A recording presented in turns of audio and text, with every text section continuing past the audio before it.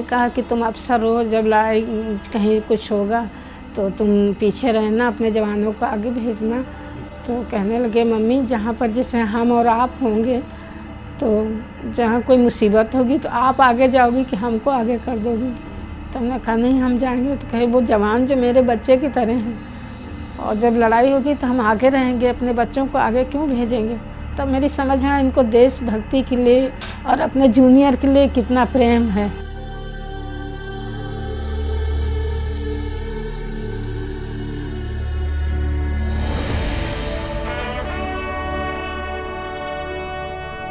पाँच 5000 फीट की ऊंचाई पर बर्फ में बैठा हुआ 24 साल का एक नौजवान अपने सामने रखी बोतल को घूर रहा था। बोतल में कुछ आखिरी घूंट बची थी। ऊपर की ओर देखा, अभी बहुत चढ़ाई चढ़नी थी, रास्ता लंबा था, इसलिए पानी पीने का ख्याल छोड़ उसने एक बार फिर अपने होठों को जीभ से गीला कर लिया था। हम बात कर रहे हैं कारगिल युद्ध के हीरो कैप्टन मनोज पांडे की।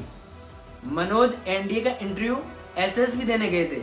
वहां पर इंटरव्यू लेने वाले पैनल ने एक कॉमन क्वेश्चन किया, आप आर्मी ज्वाइन करना क्यों चाहते हो। मनोज का जवाब था, परमवीर चक्र के लिए। अधिकारी जवाब सुनकर हंसने लगे।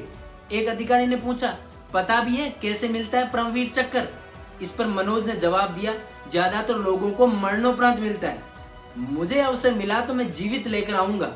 क्योंकि यह जवाब अतिशयोक्तिपूर्ण था, लेकिन कौन जानता था कि इस बंदे का जुनून हाई लेवल का है, अपने देश की आन के लिए मर मिटने का जुनून। एनडीए में ट्रेनिंग के बाद ऑफिसर के तौर पर मनोज की पोस्टिंग हुई 11वां गोरखा राइफल्स की पहली बटालियन में। गोरखा रेजिमेंट में दशहरा सेलिब्रेशन पर यंगेस्ट जूनियर मोस्ट अफसर से बकरा कटवाया जाता है।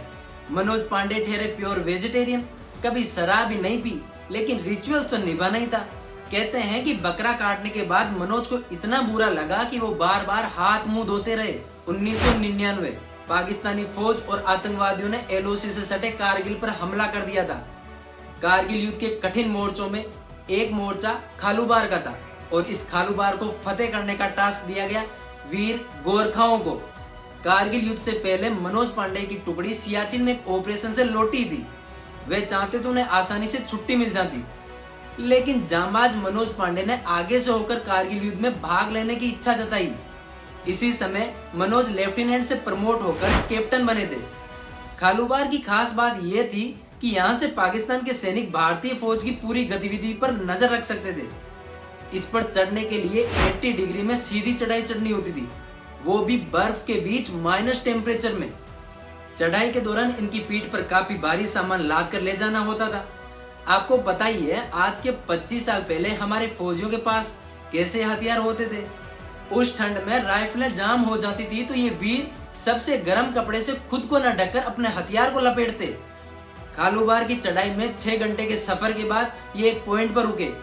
आगे की चढ़ाई कठिन थी तो इन्होंने एक्स्ट्रा सामान को वहीं छोड़ दिया।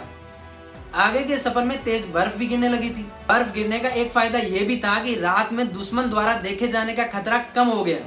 यूं ही एक दूसरे का साथ देते देते ये गोरखा राइफल्स के जवान लगातार 14 घंटे तक चढ़ाई चढ़ते रहे। ऊपर से भारी गोलाबारी हो रही थी। टेम्परेचर -29 डिग्री तक। शुरू तो 100 जवानों ने किया था, लेकिन अब ऊपर आते आते 70 जवान ही बचे थे। कैप्टन मनोज पांडे ने हथगोलों से दुश्मनों के 4 बंकरों को नष्ट कर दिया। एक पैर में गोली लगने के बाद लगातार आगे बढ़ रहे थे। वही मनोज जो कभी बकरे के खून से घबरा गया था, वो अब अपनी खुकरी निकालकर दुश्मनों को खून से नहला रहा था। इन वीरों ने खालूबार तो फतेह कर लिया, पर अपना कोहिनूर एक बार फिर खो दिया। दुश्मन की 4 दंदनाती गोलियां कैप्टन के सिर को हेलमेट से होकर चीरते हुए निकल गई। फिर भी मात्र 24 साल के इस लड़के का जोश देखिए। मरते मरते कह रहा है ना छोड़ दूं, जिसका मतलब था उनको छोड़ना नहीं। इन वीरों ने कारगिल विजय तय कर दी थी, क्योंकि कारगिल विजय खालूबार के रास्ते होकर ही तो थी। कैप्टन मनोज पांडे को मरणोपरांत सेना के सर्वोच्च सम्मान परमवीर चक्र से सम्मानित किया गया। वीर गति को प्राप्त होने वाले इस जांबाज ने एक बार कहा था, अगर मेरे फर्ज के रास्ते में मौत रोड़ा बनी तो कसम से मैं मौत को भी मार दूंगा। मारवाड़ी में एक कहावत है, जननी जने तो ऐसा जने के दाता के सूर, नी तो रीजे बांजड़ी मत न गवाजे नूर। इन वीरों को कोटि कोटि नमन।